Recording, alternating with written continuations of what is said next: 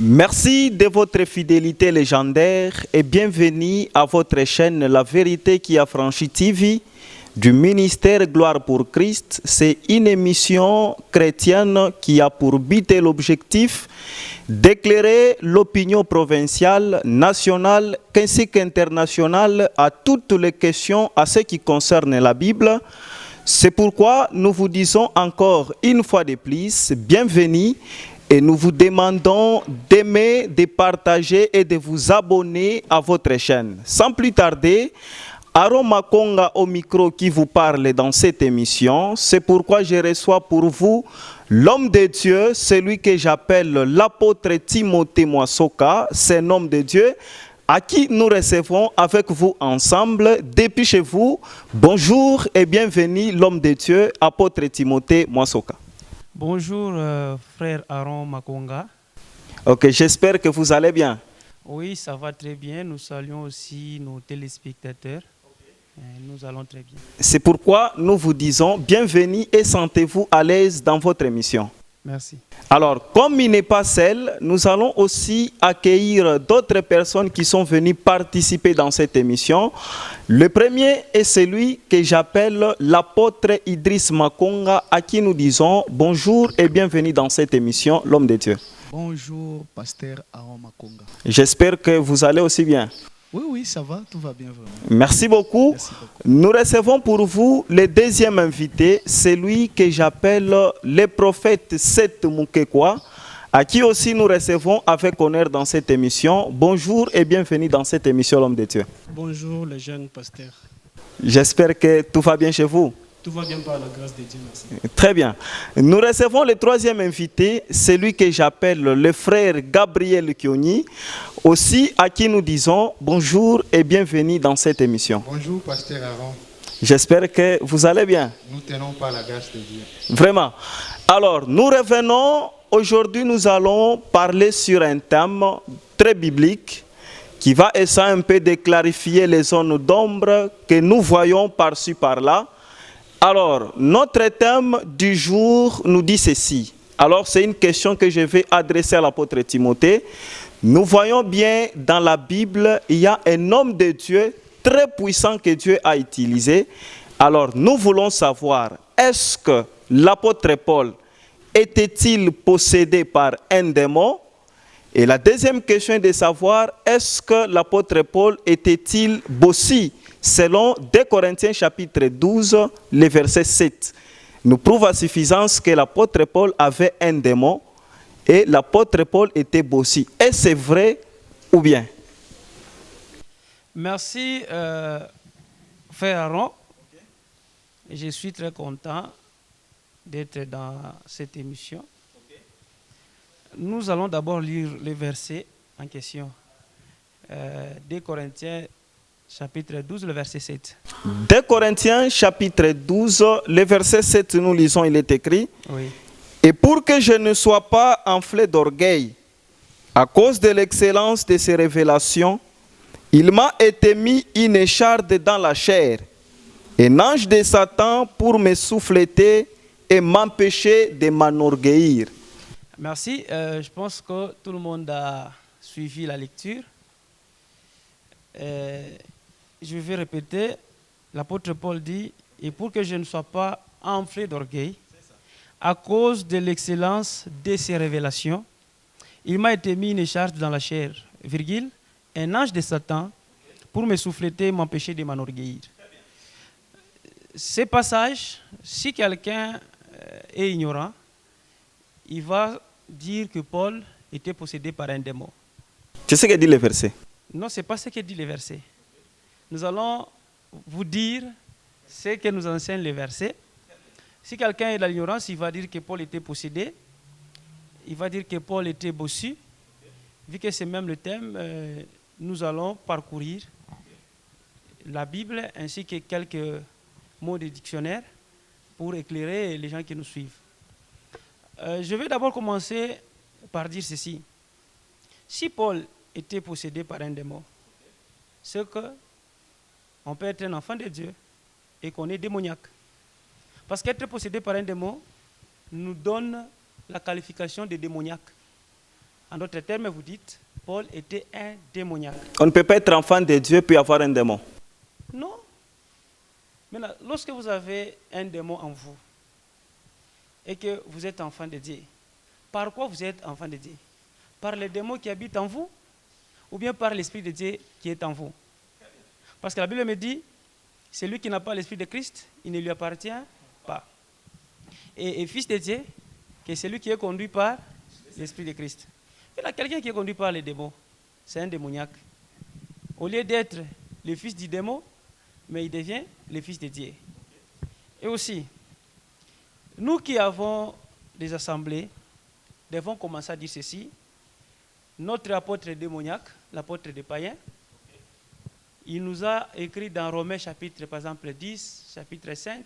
Donc on doit commencer à dire à haute voix que Paul était un démoniaque. Si vous croyez que Paul était possédé par un démon. Mais nous croyons que si quelqu'un a un démon, il peut être un chrétien charnel. Parce qu'en lui, il y a les démons, mais il ne peut pas être démoniaque. D'abord, le terme chrétien charnel n'existe pas dans toute la Bible. La Bible est là. Donc je ne pense pas, même ceux-là qui nous suivent à la maison, qui vont nous sortir un verset qui dit chrétien charnel. Ça n'existe pas. Nous allons y revenir sur ce point-là. Mais j'étais en train de dire ceci.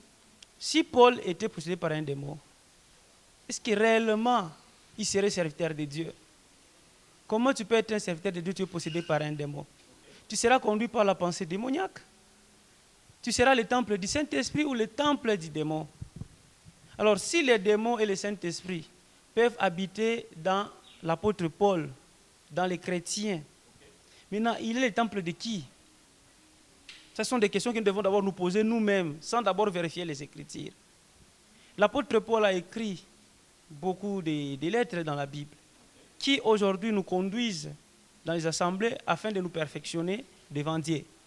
Mais si lui, un démoniaque, peut nous transmettre des enseignements purs, des enseignements parfaits, des enseignements qui nous sanctifient, qui nous amènent dans la profondeur de la connaissance de Dieu, un démoniaque.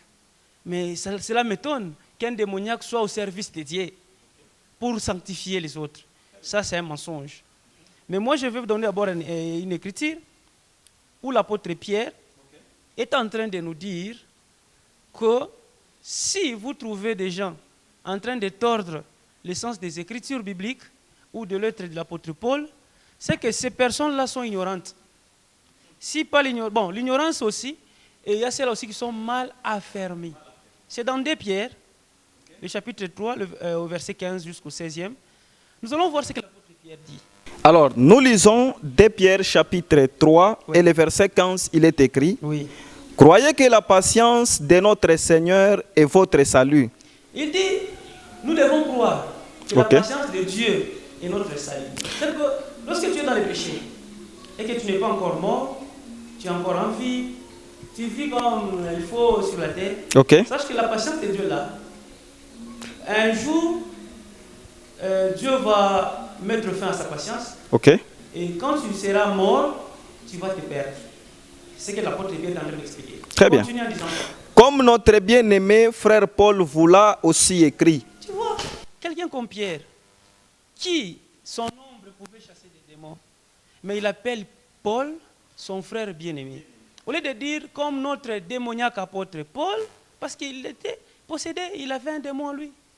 Mais il a dit notre bien-aimé frère Paul vous l'a aussi écrit. Donc l'apôtre Pierre, à qui Jésus a dit, tu es Pierre, et sur cette pierre, je bâtirai mon église. Et dans Actes chapitre 15, il s'était même levé, il a dit, frère, vous savez que Dieu a fait un choix parmi vous, pour que par ma bouche. Donc Pierre n'était pas n'importe qui. Mais il a dit, Paul, c'était un bien-aimé, pas un démoniaque. Mais comment nous pouvons nous appeler aujourd'hui apôtres, prophètes, docteurs, évangélistes, et passons même dans des chaînes de télévision, sur des réseaux sociaux, pour dire que Paul était possédé par un démon. Bien-aimé, si Paul était possédé par un démon, maintenant vous et moi, qui n'avons même pas fait 1% de ce que Paul a fait sur la terre, mais nous n'avons alors des légions. C'est quoi? Qu'est-ce qui peut nous faire parler ainsi? Pour ne pas respecter un homme de Dieu comme Paul. Paul, c'était un serviteur de Dieu, il n'était pas Dieu. Mais c'est un homme de Dieu qui a travaillé, qui a servi Christ, qui a donné sa vie vraiment pour l'évangile. Mais aujourd'hui, si on peut remercier Dieu, glorifier Dieu, au travers de la vie de Paul, ce n'est pas de dire aux gens que Paul était possédé par un démon. Mais qu'est-ce que Pierre est en train de dire encore? Selon la sagesse qui lui a été donnée. Tu vois, il n'a pas dit selon les démons qu'il a été possédé. Il n'a pas dit selon les démons qu'il avait inspiré. Non, très bien. Selon la sagesse qui lui a été donnée. Donc Dieu lui a donné une sagesse. Un démoniaque peut avoir quelle sagesse pour nous amener à la perfection? Ok. C'est ce qu'il fait dans toutes les lettres. Tu vois, c'est ce qu'il fait dans toutes les lettres. Où il parle de ces choses. Où il parle de ces choses. Donc Paul est en train de dire aux gens que la patience de Dieu est votre salut. Très bien. Oui. Dans lesquels il y a des points difficiles à comprendre. Là, c'est l'apôtre Pierre. Lui qui était resté à côté de Jésus pendant des années. Lui qui a suivi de près l'enseignement de Jésus-Christ.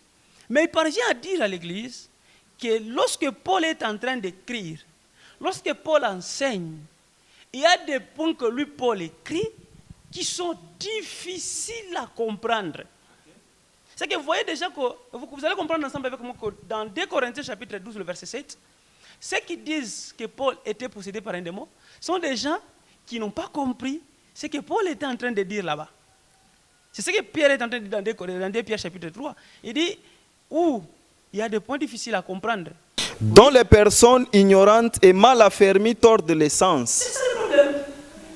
Si vous entendez quelqu'un dire que Paul était possédé par un démon, Paul était bossu, il avait une bosse, sachez que cette personne a mal compris l'écriture parce qu'elle est ignorante, soit elle était mal affermie. Parce que la défaillance, l'ignorance d'un disciple justifie la défaillance de son maître. Jésus-Christ a dit, tout disciple accompli sera comme son maître. Donc si tu as été bien affermé, tu vas aussi bien enseigner. C'est pourquoi tu vois dans 1 Corinthiens chapitre 16, le verset 10, l'apôtre Paul dit ceci, recevez Timothée qui vient auprès de vous là-bas, parce qu'il travaille comme moi. Donc Timothée était bien encadré et il travaillait comme Paul. Donc si vous produisez des faux disciples, des faux chrétiens, ils vont commencer à dire que Paul était possédé par un démon. Je vais encore ajouter quelque chose. Nous allons lire dans Actes des Apôtres, le chapitre 19, au verset 11 et 12. Qu'est-ce que la Bible nous dit? Alors, nous lisons Actes chapitre 19, les versets 11 à 12. Nous lisons. Et Dieu faisait des miracles extraordinaires par les mains de Paul. Donc, Dieu faisait des miracles extraordinaires par les mains d'un démoniaque. Bien-aimé, c'est pas possible. Continue. Le verset 12. Oui. Au point qu'on appliquait sur les malades des linges ou des mouchoirs qui avaient touché son corps. Oui. Et les maladies les quittaient et les esprits malins sortaient. C'est que le corps de Paul, lorsqu'il était en train d'enseigner, lorsqu'il travaillait, il servait Dieu, on pouvait prendre les linges, les attacher à son corps pour l'appliquer sur le corps des infirmes, des possédés, des démoniaques. Les démons quittaient. Maintenant, un démoniaque qui, son corps, est capable de chasser aussi d'autres démons. Mais là, c'est contredire Jésus-Christ. Dans Luc 11, dans Matthieu 12, Jésus dit, si Satan peut chasser Satan, donc son royaume est divisé. Maintenant, comment l'apôtre Paul peut être possédé par un démon? Mais lui, dans son ministère, il a chassé des démons. Et la Bible dit les démons quittaient. Satan chasse Satan. C'est pas possible. Quelle audace, quel orgueil, quel mensonge de dire que Paul était possédé. L'apôtre Paul n'était pas possédé. Lorsque Paul s'est converti, Jésus-Christ l'a présenté comme un démoniaque devant Ananias. Lisez Actes chapitre 9. Le verset 15, qu'est-ce que Jésus-Christ lui-même dit? Nous lisons Actes chapitre 9, Oui, le verset 15. Paul, qu'est-ce qu'il dit? Il est écrit, Oui. mais le Seigneur lui dit, Lui, Jésus-Christ, dit ceci à Ananias. va, Va. car cet homme est un instrument que j'ai choisi. Papa, au lieu que Jésus-Christ dise, cet homme c'est un démoniaque que j'ai choisi. Mais dit, cet homme c'est un instrument. Si Paul est un instrument de Dieu, chers frères et sœurs, arrêtez de dire que Paul était possédé par un démon pendant qu'il était en train d'exercer son ministère. Si vous me dites non, quand Paul était en train de tuer l'église, je ne sais pas, plutôt de combattre l'église, la doctrine, il était dans les péchés, ça c'est un autre problème. Mais dire que Paul était possédé pendant l'exercice de son ministère, c'est un mensonge. Ok. C'est un mensonge parce que Jésus-Christ dit, cet homme est un instrument que j'ai choisi. Pourquoi? Pour faire quoi? Que j'ai choisi pour porter mon nom devant les nations. Ah, un démoniaque qui doit porter le nom du Seigneur devant les nations. Devant les rois et devant les fils d'Israël. Si tel est le cas, Jésus ne devait pas chasser des démons. Il devait sélectionner tous les démoniaques, les bénir et dire aux démoniaques, allez partout dans le monde, amenez mon nom. Parce que l'un d'eux, l'apôtre Paul, supposons comme les autres le disent, qu'il était démoniaque. Ce n'est pas ça. Donc l'apôtre Paul n'a jamais été démoniaque pendant l'exercice de son ministère. C'est pourquoi l'apôtre Jésus-Christ dit, il va porter mon nom devant les nations. Il ne s'est pas arrêté par là. Il a dit quoi encore? Devant les rois. Devant les rois. Et devant les fils d'Israël. Et même devant les fils d'Israël. Pourquoi j'ai expliqué d'abord cette pensée? Pour aider nos frères et sœurs qui sont mal affermis, qui sont dans l'ignorance, de ne plus continuer à rester dans l'ignorance. C'est pourquoi l'émission La Vérité qui a franchi, et aussi la chaîne La Vérité qui a franchi, sera toujours là pour nous éclairer sur beaucoup de choses. Donc, je pense que sur ce point, nous sommes d'abord convenus. Et si je peux ajouter, dans Actes chapitre 16, l'apôtre Paul était en train d'enseigner et de prêcher. Il y a une dame là qu'on appelait servante, qui était possédée par un esprit de python. En suivant Paul et Luc, il était en train de dire, ces gens-ci sont des serviteurs de Dieu, ils annoncent la voix du salut. Écoutez-les. Mais Paul s'est tourné, parce que cette dame le suivait plusieurs jours, il était fatigué, il s'est tourné contre cet esprit. Il a dit à l'esprit qui était dans la dame, parce qu'elle était possédée par un esprit de python. Il a dit, toi esprit de python, quitte. Et Paul a chassé cet esprit. Donc si Paul était possédé, il ne pouvait pas chasser, parce que Satan ne peut pas chasser Satan. Ce sont des preuves. Et puis vous ne trouvez pas que Paul avait un esprit puissant qui pouvait chasser d'autres esprits afin qu'il reste seul? Mais ça ne peut pas se faire. Jésus-Christ nous a donné la leçon parfaite. Jésus a dit ceci, Satan ne peut pas chasser Satan. Parce que si Satan chasse Satan, c'est que son royaume est divisé et il ne peut pas exister. Il ne faut pas confondre les imposteurs, les gens qui font tomber les autres dans les assemblées, disant que je suis en train de vous délivrer, tout ça. Là, ce sont des imposteurs. Je parle de l'apôtre Paul. L'apôtre Paul chassait les démons par l'Esprit de Dieu. Paul était rempli de l'Esprit de Dieu. Paul était un serviteur de Jésus-Christ. Jésus-Christ l'a apparu plusieurs fois. Même quand il était dans la souffrance, Jésus lui a dit, prends courage. Jésus ne peut pas venir encourager un démoniaque. Mais avant de continuer, apôtre Timothée, nous voyons cette pratique souvent, même ici au Congo. Vous allez voir dans une assemblée où le pasteur fait tomber surtout les femmes, rarement les hommes. Alors, vous ne pensez pas, aujourd'hui, il y a aussi les enfants de Dieu qui sont démoniaques, qui tombent chaque mercredi, chaque vendredi, ainsi que chaque dimanche. Frère Makonga, la délivrance n'est pas un processus parce que la délivrance, c'est le salut même de Dieu. Vous voyez? Lorsque vous êtes sauvé, vous êtes sauvé. Une fois que vous recevez Jésus-Christ comme Seigneur et Sauveur dans votre vie, vous devenez enfant de Dieu. Je vais m'expliquer par rapport à votre préoccupation. Un enfant de Dieu ne peut pas être possédé par un démon. Parce que dans 1 Corinthiens chapitre 3, le verset 16, et 1 Corinthiens chapitre 6, 16 aussi à 19, l'apôtre Paul enseigne, il dit, votre corps est le temple du Saint-Esprit. Donc, c'est-à-dire, mon corps n'est pas le temple des démons, c'est le temple du Saint-Esprit. Et il a encore ajouté, si quelqu'un détruit le temple de Dieu, ce que vous êtes, Dieu le détruira aussi. Et dans 2 Corinthiens chapitre 6, le verset 14 à 18, l'apôtre Paul dit, quel rapport y a-t-il entre les ténèbres et la lumière?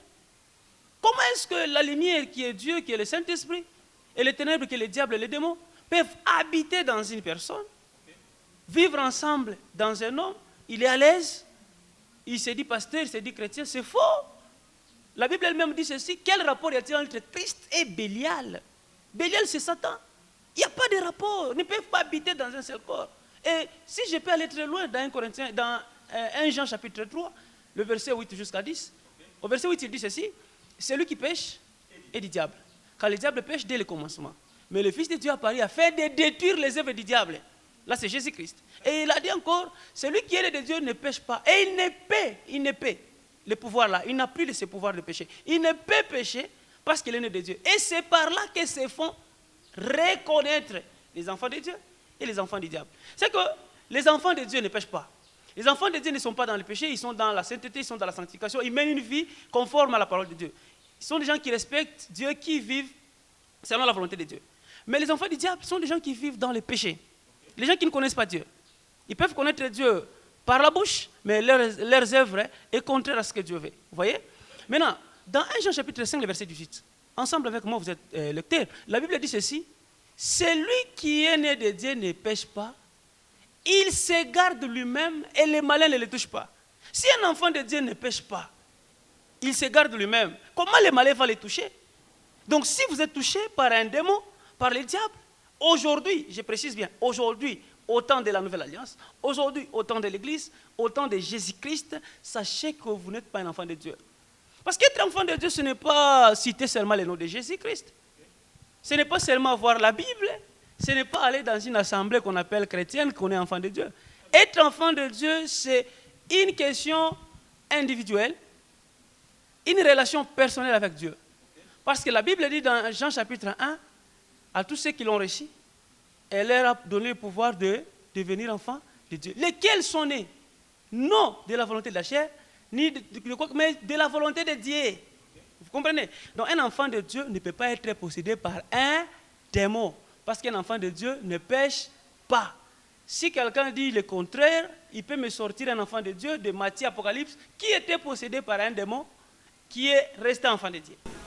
Alors, sur ces points, quand même, vous essayez un peu de nous donner l'éclaircissement, mais nous attendons des grands pasteurs, et même qui sont possédés par des femmes de nuit. Alors, je ne sais pas comment expliquer cette réaction, parce que nous voyons cela. Il y a même de ceux-là qui se déclarent grands pasteurs, mais qui ont des femmes de nuit. Merci, parce que vous les appelez grands pasteurs. Malheureusement, Dieu ne les appelle pas grands pasteurs. Comment un... Bon, grand pasteur peut être du diable, oui, mais pas un grand pasteur de Dieu. Un homme de Dieu ne peut pas être possédé par des démons, par des femmes de nuit. C'est aussi d'abord honteux. Toi qui te dis homme de Dieu, tu te lèves devant les fidèles, tu dis, moi aussi je suis possédé. Moi aussi je suis un démoniaque. Moi aussi je suis un pécheur. Mais si tu es un pécheur, pourquoi tu as formé ce que tu appelles l'église? Pourquoi tu as organisé ce que tu appelles l'assemblée des saints? Tu peux nous laisser parce que tu es pécheur. Nous sommes pécheurs, ils sont pécheurs, tous sont pécheurs. Restons dans des boîtes de nuit, restons là où nous sommes. Ce n'est pas ça. Donc un homme de Dieu ne peut pas être possédé par un démon parce que Jésus-Christ lui-même a dit, je vous ai donné le pouvoir de marcher sur les serpents et les scorpions et sur toute la puissance de l'ennemi. Voici les miracles qui accompagneront ceux qui auront cru en moi. Ils chasseront les démons. Il n'a pas dit qu'ils seront possédés par les démons. Ça, c'est un faux débat. Donc, il y a seulement les serviteurs du diable, comme Paul l'a enseigné dans 2 Corinthiens 11, où il a précisé qu'il y a des gens qui se déguisent en ministres de justice, mais qui sont au service du diable. Ce sont des gens qui servent la franc-maçonnerie, qui sont dans des roses-croix, dans des sectes. Ce sont des gens qui viennent pour perdre les âmes. Et ils enseignent des choses qu'on ne peut pas enseigner.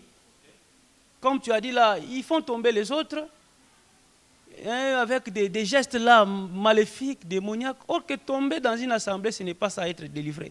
Être délivré, c'est avoir Jésus-Christ dans sa vie, abandonner la vie des péchés, suivre les enseignements de Jésus-Christ pour le mettre en pratique, et vous aurez une vie sainte, et les démons, les diables ne vont pas vous toucher. Vous voyez? Donc, ce n'est pas possible qu'un homme de Dieu soit possédé. Nous allons revenir sur le verset de 2 Corinthiens 12, 7, pour maintenant expliquer ce verset. Que dit ce verset? Parce que nous avons donné l'écriture où l'apôtre Pierre dit ceci, si quelqu'un est mal affermi, ignorant, il va tordre le sens des écrits de Paul.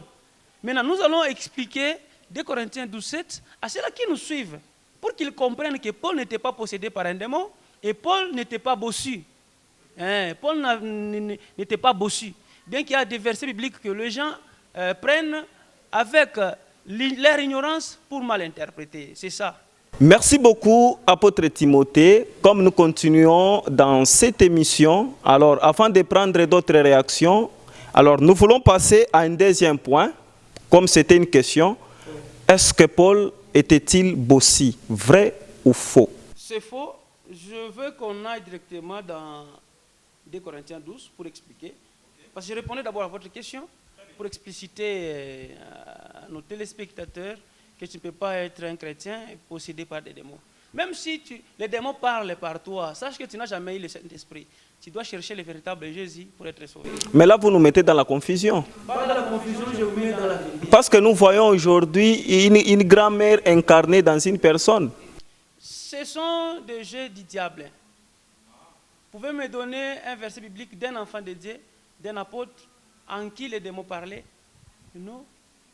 Les gens qui tombent là dans les assemblées, ils parlent, oh, moi je suis tel, moi je suis Bernice, moi c'est Janine.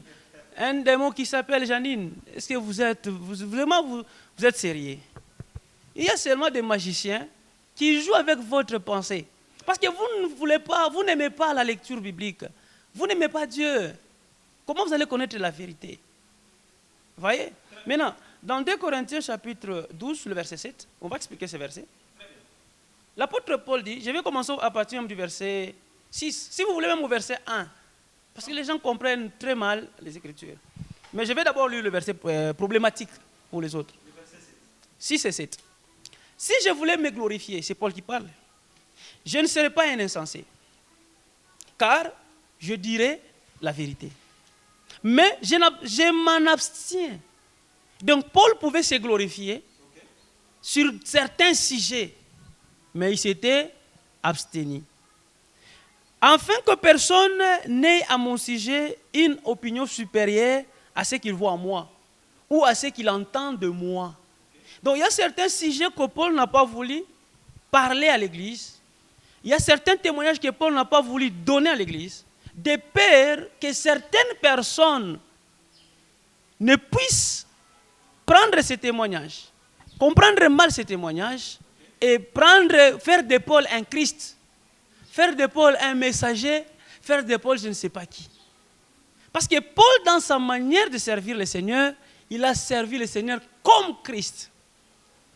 Un homme très puissant, un homme très humble, un homme qui avait une connaissance extraordinaire, un homme qui a rencontré des révélations qui étaient même ineffables, qui n'étaient pas permis à un homme d'exprimer.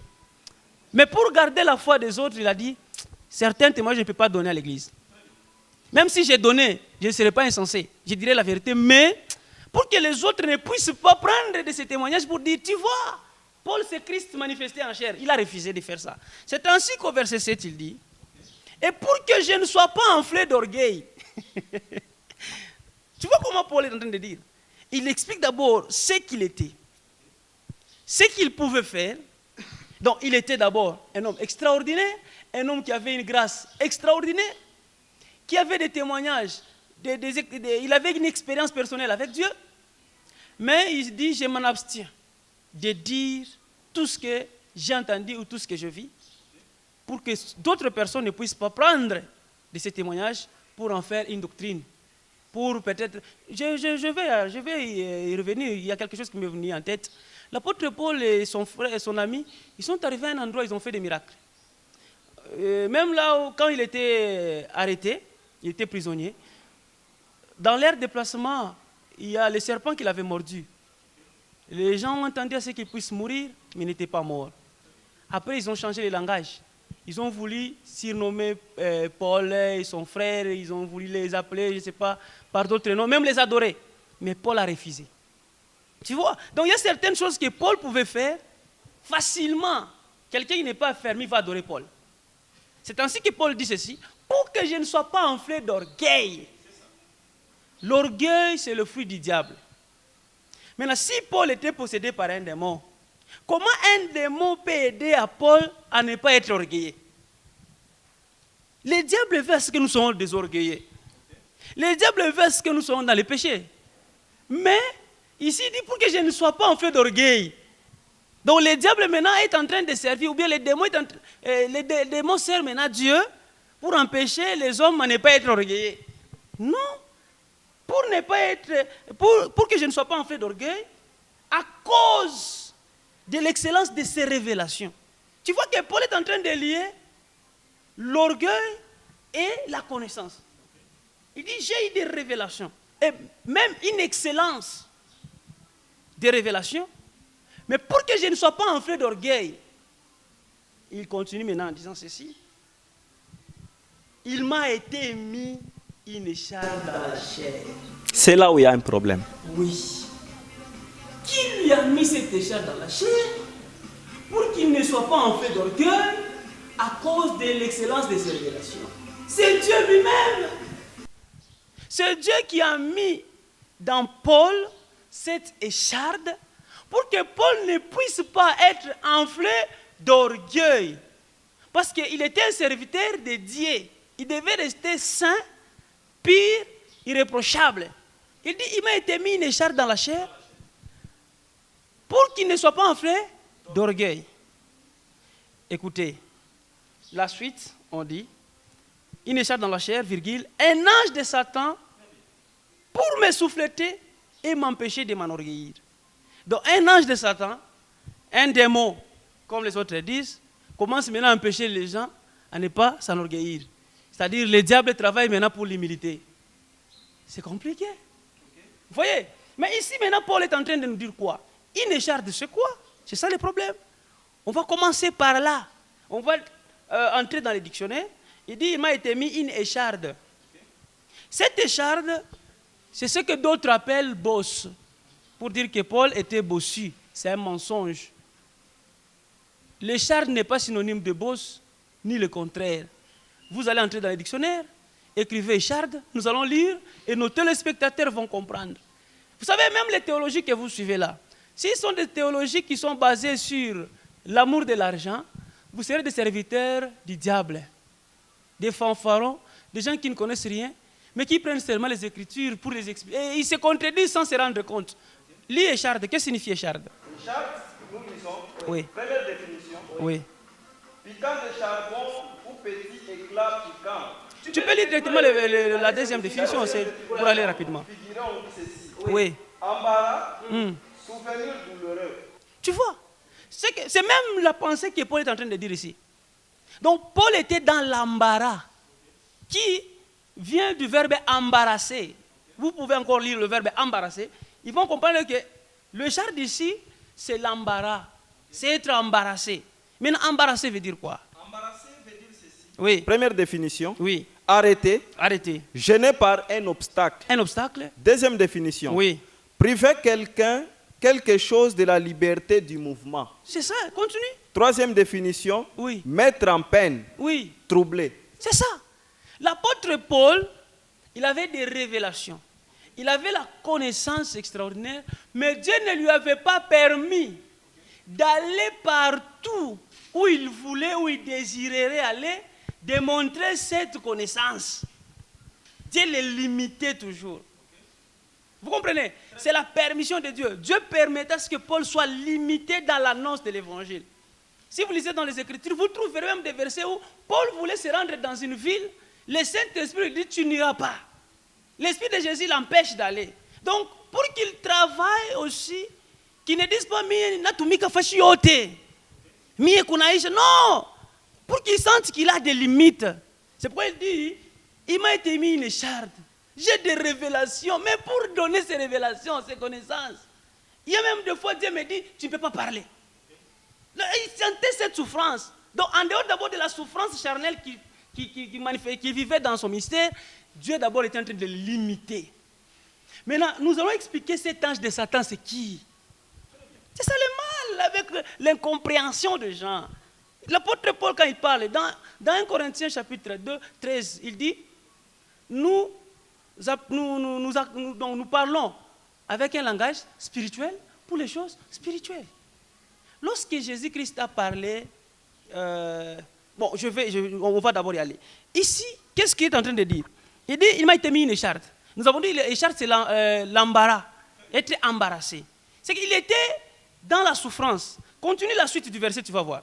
Alors, la suite du verset. Verset 8. Alors, le verset 8, nous lisons, il est écrit.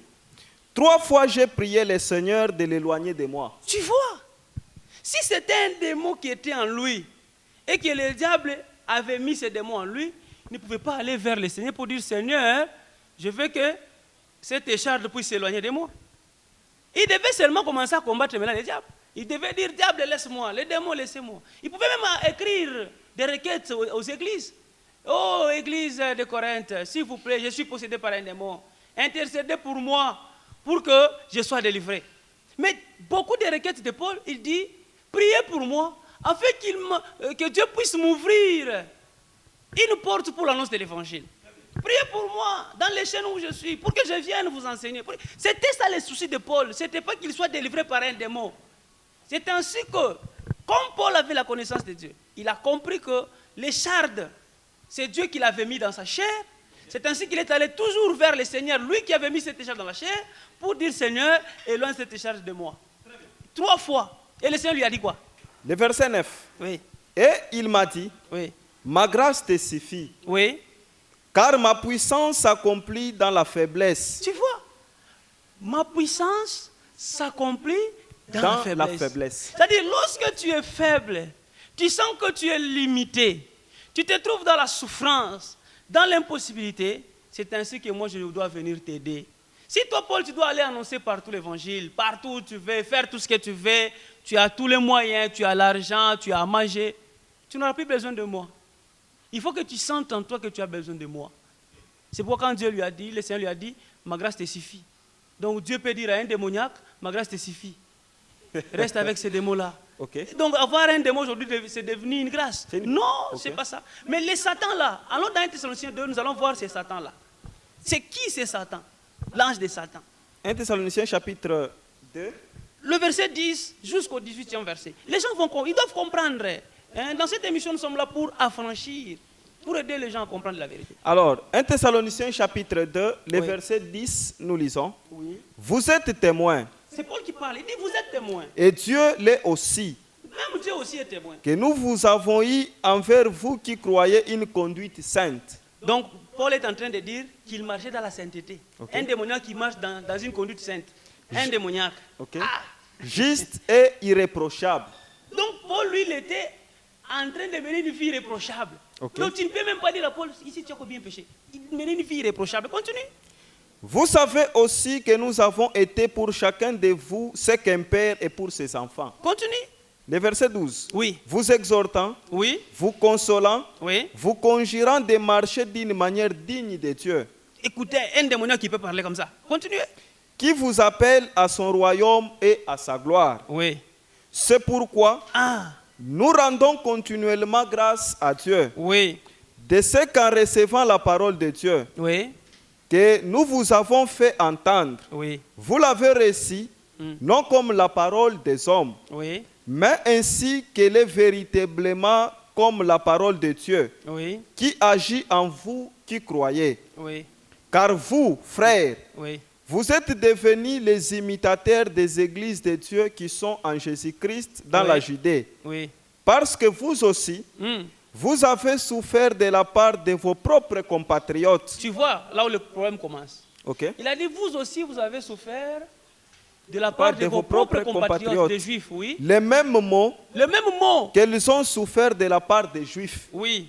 Le verset 15. 15. Ce sont ces Juifs qui ont fait mourir le Seigneur Jésus Tu vois, et les ce sont prophètes. ces Juifs Ok? qui ont fait mourir le Seigneur Jésus Et les prophètes et les prophètes qui nous ont persécutés, qui nous ont persécutés, qui ne plaisent point à Dieu qui ne plaisent point à Dieu. et qui sont ennemis de tous les hommes. Ils sont ennemis de tous les hommes, ces Juifs-là. 16. Oui. Nous empêchant de parler aux païens Tu vois, ces Juifs-là empêchaient Paul de parler aux païens pour qu'ils soient sauvés, pour qu'ils soient sauvés. en sorte qu'ils ne cessent de mettre le comble à leurs péchés. Tu vois qu'il y avait des Juifs Ok. qui empêchaient Paul à prêcher aux païens Très bien. pour qu'ils soient sauvés. Maintenant, tu vas voir que dans la suite, Paul va appeler ces Juifs-là Satan. Continue. Mais la colère a fini par les atteindre. Oui, Le verset 17. oui. Pour nous, frères, Pour nous, donc nous, Paul et les autres, après avoir été quelque temps séparés de vous, nous nous sommes séparés de vous les corps mais non des cœurs, et non de cœur. nous avons eu d'autant plus ardent le vif désir de vous voir. Donc Paul avait encore le désir de voir les gens de Thessalonique. Aussi voulions-nous aller vers vous, Nous avons voulu aller vers vous, Dis-moi, moi, Paul, Dis-moi, Paul, une et même 2 fois. une même 2 fois, Mais Satan nous en a empêchés. il a dit Satan nous en a empêchés. Mais au verset 16, il dit ce sont ces juifs qui nous ont empêchés. Donc ces juifs-là étaient conduits par Satan. C'est pourquoi dans 2 Corinthiens 12, ici 7, quand il dit il m'a été mis une écharde, un ange de Satan pour me souffleter et m'empêcher de m'enorgueillir. C'est Dieu qui a permis à ce que ces juifs puissent commencer à faire souffrir Paul et que Paul soit limité dans l'annonce de l'évangile. S'il ne rencontre pas ces souffrances-là, il va aller partout, comme l'a dit dans Acte 9, il va faire tout ce qu'il pouvait faire et d'autres personnes pouvaient se perdre. Parce que Paul n'était pas n'importe qui. Quelqu'un qui dit dans Colossiens 1, 24, il dit la souffrance que Christ a laissée dans la chair, moi Paul, je l'achève. Mais vous voyez, une telle personne. Je pense que j'ai donné cette écriture pour dire aux gens que quand Paul dit Satan, ne voyez pas seulement Satan, les diables. Ce sont des gens, des hommes. Parce que le verset 12 de 2 Corinthiens, on dit il m'a été mis une écharde, un ange de Satan, pour me souffleter. Souffleter veut dire quoi? Les gens qui vont suivre à la maison, souffleter veut dire arrêter. Souffleter veut dire empêcher. C'est-à-dire, Paul était empêché. Souffleter ne veut pas dire autre chose. Donc, Paul est en train de dire que j'ai des révélations. Mais le Seigneur a mis devant moi la souffrance. C'est cette faiblesse-là, la souffrance.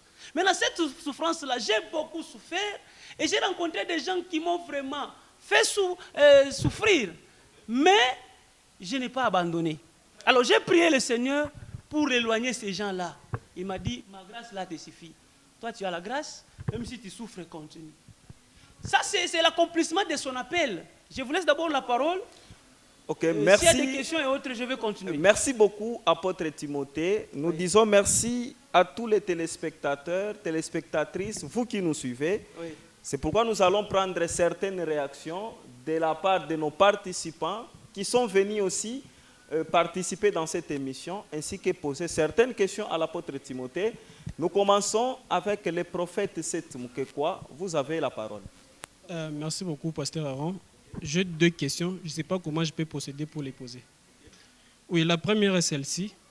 L'apôtre nous a dit que dans 1 Thessaloniciens chapitre 2, verset 18, les Satans dont on parle, ce sont les hommes pécheurs qui empêchaient Paul à aller de l'avant. Maintenant, si nous prenons Matthieu chapitre 16, le 17e verset et le 23e verset, je peux lire? Oui. Okay.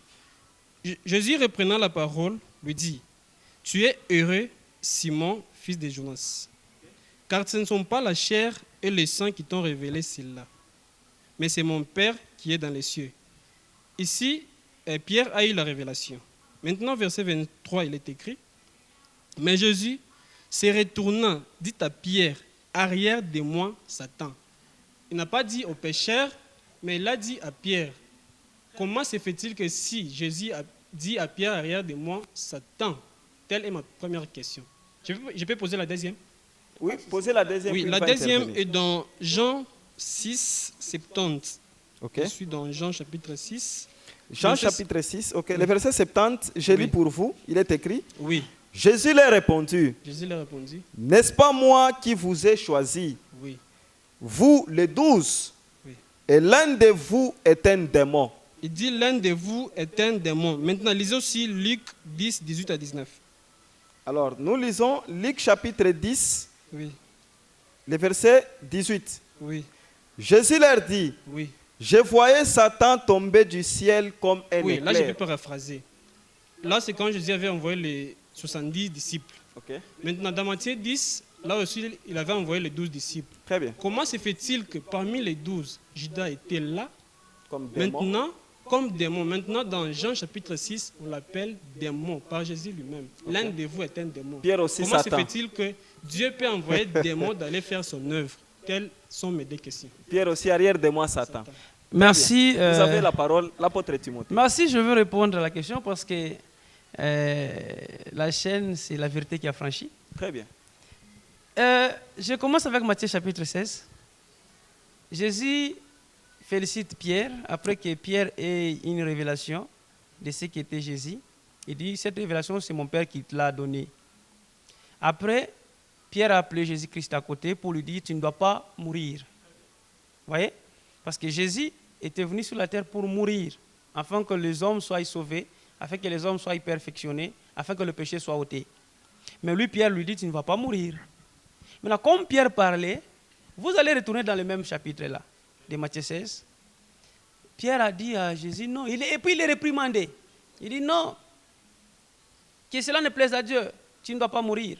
C'est ainsi que Jésus-Christ a dit, arrière de moi, Satan. Il ne s'est pas limité là. Il a expliqué le pourquoi il a appelé Pierre Satan. Continuez avec le verset, vous allez voir. Le 23e verset, Matthieu 16, 23, il est écrit. Oui. Mais Jésus se retourna, dit à Pierre, Oui. arrière de moi, Satan, Oui. tu m'as un scandale, Oui. car tes pensées ne sont pas les pensées de Dieu, Oui. mais celles des hommes. Tu vois, Satan qui a les pensées des hommes. Au lieu que Satan puisse avoir les pensées de Satan, ou bien que Pierre puisse avoir les pensées de Satan, Ok. mais lui, Satan, a les pensées des hommes. Des hommes. Comment vous allez expliquer ça? C'est Satan qui inspire les hommes, ou bien ce sont les hommes qui inspirent Satan? C'est Satan qui inspire les hommes. C'est ça le problème. C'est que Pierre, en ce temps-là, parce que Jésus n'était pas encore mort. Ok. Si vous lisez dans Jean chapitre 7, la Bible dit, Jésus n'était pas encore mort, n'était pas encore glorifié, et l'Esprit n'était pas encore descendu. Très bien. Vous voyez, c'est que la perfection n'était pas encore là, parmi les apôtres, parmi les disciples. Et le terme apôtre, c'était une promesse en ce temps-là. Ce n'était pas encore une confirmation. Il fallait attendre le jour de la Pentecôte. Vous comprenez? Très Ainsi que la pensée de Pierre, c'était une pensée humaine. Parce que Jésus disait, je vais mourir.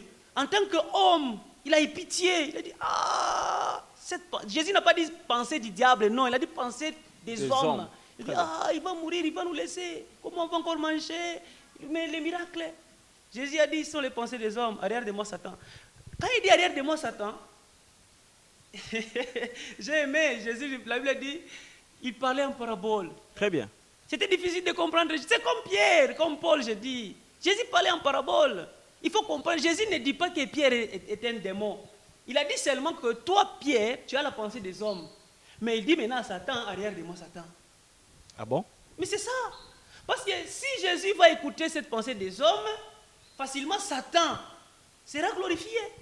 Parce que dans 1 Corinthiens chapitre 2, il est écrit, si les rois de ce monde, le prince de ce monde, savaient que la mort de Jésus serait bénéfique pour le salut de l'Église, ils n'auraient pas crucifié le Seigneur de gloire.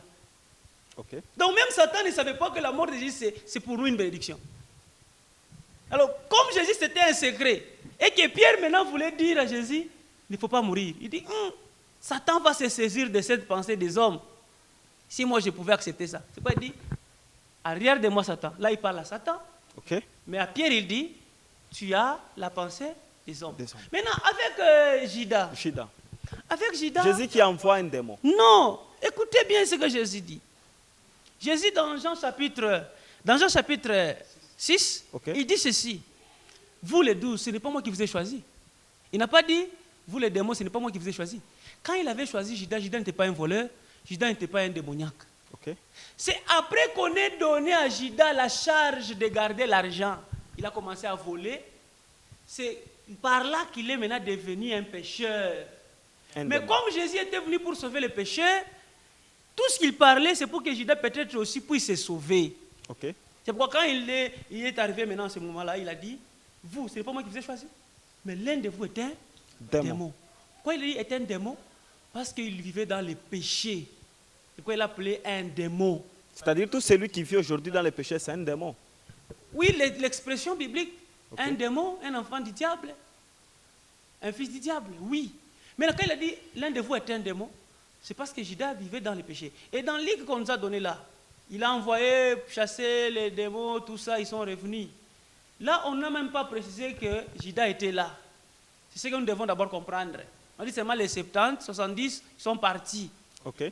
Et si vous méditez, vous allez vous rendre compte que peut-être même Judas n'était pas là. Merci beaucoup, apôtre Timothée. Alors, nous prenons le deuxième intervenant, l'apôtre Idriss Makonga. Vous avez aussi la parole. Merci beaucoup, pasteur Aaron Makonga. Ok. J'ai entendu l'apôtre Timothée dire que l'apôtre Paul n'avait pas la bosse. Ok. Mais moi, j'ai un verset à donner. Oui. L'apôtre va nous expliquer Ok. Oui. qu'est-ce que l'apôtre Paul voulait dire par là. Ok. Dans Galates chapitre 4, le verset 13, Oui, la Bible nous dit ceci. oui. Vous ne m'avez fait aucun tort. Vous savez que ce fut à cause d'une infirmité de la chair Très bien. que je vous ai pour la première fois annoncé l'évangile. L'apôtre Timothée a dit, l'apôtre Paul n'avait pas une bosse. Mais là, j'ai donné le verset dans Galates chapitre 4, le verset 13. L'apôtre Paul lui-même a témoigné dans sa bouche que c'est à cause d'une infirmité. Et c'est quoi l'infirmité qu'il parlait ici si ce n'est pas la bosse? Merci, je réponds rapidement. Ok. Là-bas, Paul dit, c'est à cause d'une infirmité. Et il y a des gens qui disent, cette infirmité, c'était la bosse. Si je vais retourner la question à celle-là qui parle ainsi, dans quel verset on a dit que cette infirmité, c'est la bosse? Ok. Parce que dans la suite du verset, il a dit, vous devriez même arracher vos yeux pour me donner. Ok. Donc cette infirmité, si nous pouvons mal comprendre selon les autres, on pouvait même dire qu'il était borgne, mais ce n'est pas le cas. Parce que infirmité, par définition dans les dictionnaires, ceux qui sont à la maison, ils vont suivre. Ok. La deuxième définition, on dit ceci, infirmité d'une manière plus générale, tant au propre qu'au figuré, imperfection naturelle, défaut de force, faiblesse, fragilité. Donc Paul parlait de la faiblesse, qui est aussi dans 2 Corinthiens 12, que vous allez lire le verset 10. Ok. Lisez rapidement, vous allez voir. Donc cette infirmité que lui parlait, il parlait de la faiblesse. 2 Corinthiens chapitre 10, Oui, le verset 12, Oui. nous lisons. oui. Nous n'osons pas nous égaler et ou nous comparer à quelques-uns de ceux Non, qui 2 se Corinthiens recommandent. 12, 10. 2 Corinthiens chapitre 12, Oui, le verset 10, nous lisons. oui, C'est pourquoi oui. je me plais dans les faiblesses, Tu vois, je me plais dans les faiblesses. dans les outrages. Tu vois? Donc, les infirmités là, ce sont Ok. des faiblesses. Ok. Il y a des endroits où il parle des infirmités au pluriel, dans Très bien. la Bible, où il parle au singulier, mais seulement nous devons comprendre que ces faiblesses sont des outrages qui subissaient là. Ok. C'est pourquoi au chapitre 7, et plutôt au verset 7 et 10, vous pouvez lire rapidement, avant que les autres aussi posent. 2 Corinthiens 12, le 7e verset, Oui, nous lisons, il est écrit. oui, Et pour que je ne sois pas enflé d'orgueil, oui, à cause de l'excellence de ces révélations, oui, il m'a été mis une écharde dans la chair, oui. un ange de Satan pour me souffleter et m'empêcher de m'enorgueillir. Verset 10. Le verset 10. Hein. C'est pourquoi je me plais dans les faiblesses, Tu vois, je me plais dans les faiblesses, dans les dans outrages, les outrages, dans les dans calamités, les calamités, dans les dans persécutions, les persécutions. dans les Dans détresses les pour détresses. Christ. C'est ça qu'il était en train de parler. Il avait des révélations, mais il était en train de souffrir. Mais là, il dit, Seigneur, j'ai des révélations. J'ai la connaissance, mais je souffre. Le Seigneur dit, ma grâce te suffit. Très Mais bien. c'est ça le problème. Oui. Et puis la deuxième question. Oui. Comment pouvez-vous aider ceux-là qui sont possédés et qui veulent être affranchis, Mais qui se disent enfants de qui Dieu. se disent enfants de Dieu? Ils doivent Vous, en tant qu'homme de Dieu, quitter d'abord premièrement leurs assemblées là. Parce qu'ils sont dirigés par des faux pasteurs, des faux apôtres. Et croire dans le véritable Jésus-Christ de la Bible. Donc Ok. croire en Jésus-Christ comme Seigneur Sauveur, c'est-à-dire abandonner les péchés et devenir saint. Alors, nous prenons le troisième intervenant, le frère Gabriel Kioni. Vous aussi, vous avez la parole. Merci. Apôtre, je vous ai suivi vraiment longuement. Vous avez dit que Paul n'était pas possédé d'un démon. Oui. Mais voici la question. Oui. Comment pouvons-nous reconnaître quelqu'un qui est possédé d'un démon? Ça, c'est d'abord la première question. Oui. Si vous répondez, je vais encore réagir. Merci. Merci, parce que je vois déjà qu'on est en train de tendre vers la fin. Ok. Mais je vais répondre rapidement. Reconnaître un démoniaque, il y a plusieurs voies qui nous permettent de reconnaître. Ok. Premièrement, il y a la révélation. Dieu peut vous révéler que tel est possédé par un démon. Exemple de Paul, qui avait vu cette servante qui parlait, mais en elle, il y avait un esprit de python. Là, c'est la révélation. De Très deux, bien. il y a la manifestation. Il y a des gens qui tombent en cours de route, les démons commencent à parler. C'est aussi une manière de connaître. Et aussi, troisièmement, le comportement, les caractères. Les démoniaques sont des pécheurs. La plupart des pécheurs sont des démoniaques. Aujourd'hui, par exemple, dans le monde, nous avons des femmes qui tressent les cheveux. Ok. Or que la Bible interdit de tresser les cheveux. Ah bon? Oui, c'est un péché. Parce que toute femme qui tresse les cheveux n'ira pas au ciel. Mais ça n'a rien sera à un faire thème, avec on les va parler. salis. C'est biblique. 1 Timothée 2,9. Aucune femme qui tresse les cheveux ira au ciel. Ok. Même ce qu'on appelle naturel. Le boucle d'oreille, c'est l'enfer. Les femmes qui portent des pantalons, c'est l'enfer. Les femmes qui enseignent dans les assemblées iront en enfer. Même les gens qui se disent pasteurs, mais qui acceptent à ce que les femmes puissent enseigner dans les assemblées, les églises, sont les églises du diable. Là, c'est juste pour vous dire, ce sont des églises, la manière de savoir les démons, les démoniaques, c'est comme ça. Voici maintenant la deuxième question. Vous avez parlé que ceux qui disent que Paul était possédé d'un démon, Oui. ce sont des imposteurs, Des ignorants. des personnes mal affermies. Oui. Qu'est-ce qui vous rassure, vous, que vous êtes bien affermis et que vous êtes aussi assis dans les Saintes Écritures? Je suis dans 2 Corinthiens. 2 Corinthiens, chapitre 1, verset 12. L'apôtre Paul dit, les témoignages que nous avons et l'assurance, c'est les témoignages de notre conscience. D'abord ma conscience, ma manière de me conduire, et aussi la Bible.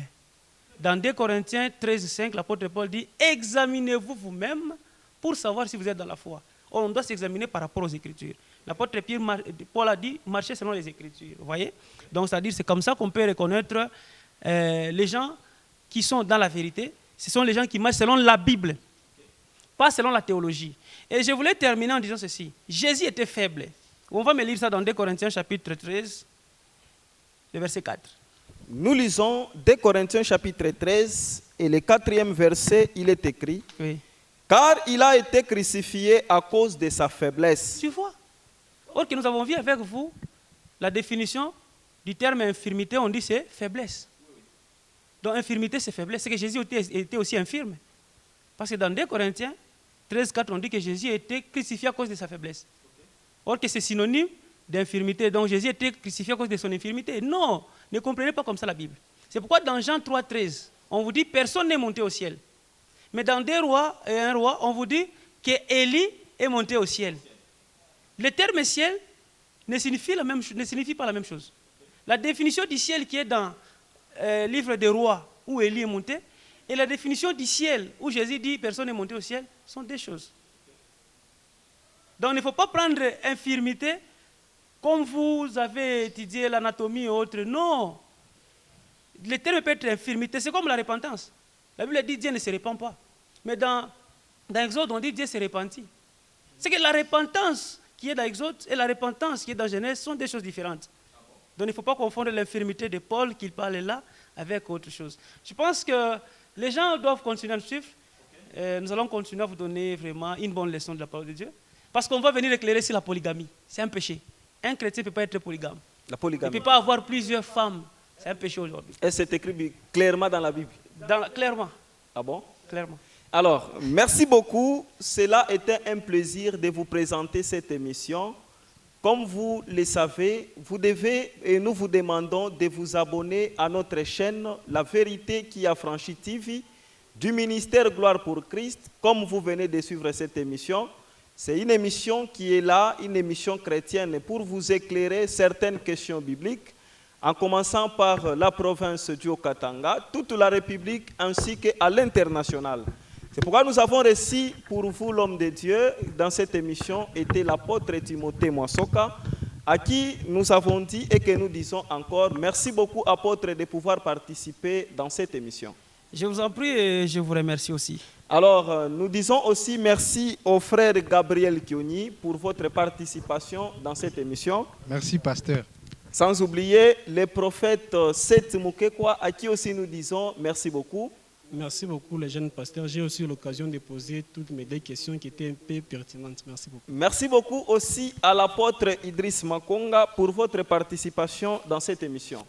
Pour les pasteurs, Aaron. C'est pourquoi nous vous prions et nous vous demandons d'être branchés avec la suite des programmes quand nous allons revenir avec notre thème de la polygamie. Merci.